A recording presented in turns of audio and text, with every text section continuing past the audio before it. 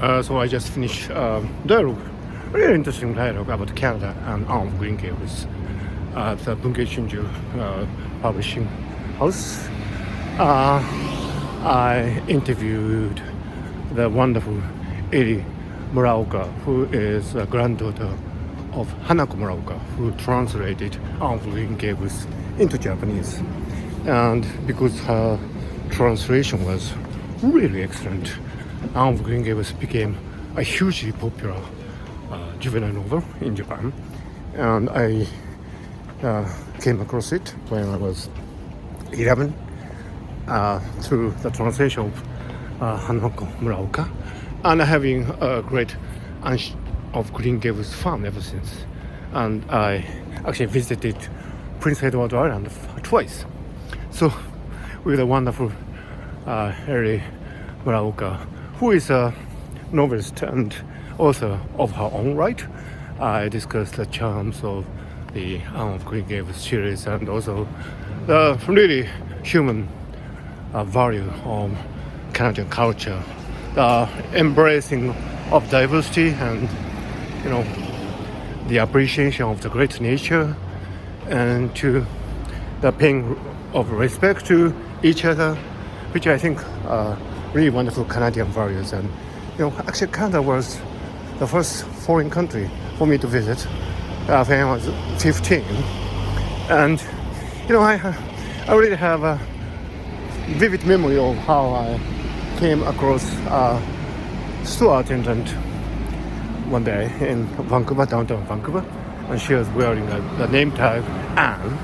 It was not spelled with an E, but I was so preoccupied with the wonderful messages of Anne of Green Gables series, so I probably reacted in a very strange way. So you can imagine how the kind attendant thought how strange it was for a Japanese boy, a random Japanese boy from Tokyo, reacting to a name tag in a apparently excited way. And so these were the times. Anyway, so I'm working in Tokyo now, and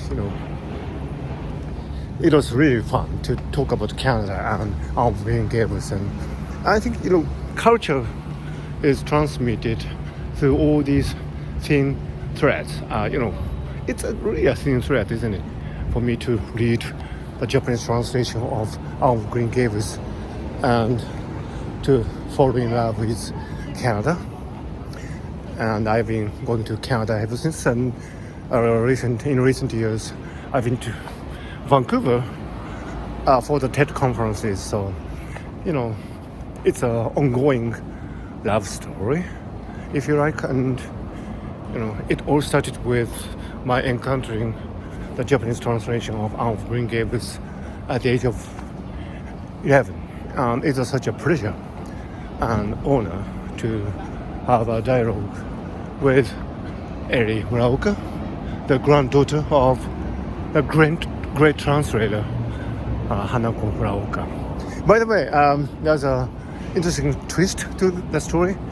NHK, the Japanese public broadcaster, aired a drama series, Hanako to Anne, Hanako and Anne, and in which they portrayed the life of Hanako Muraoka, the translator of Anne of Green Gables, and how she lived through difficult times in the pre-war and war and post-war Japan, and how she struggled to make herself into author in a time when it was not that straightforward for female to do such kind of activities. So it was a really courageous drama, inspiring, and I praise the role of the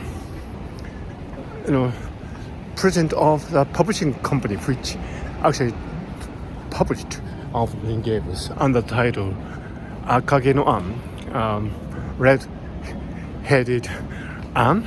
That is the Japanese title for Anne of Green Gables. I praise the role of the president of the publishing company.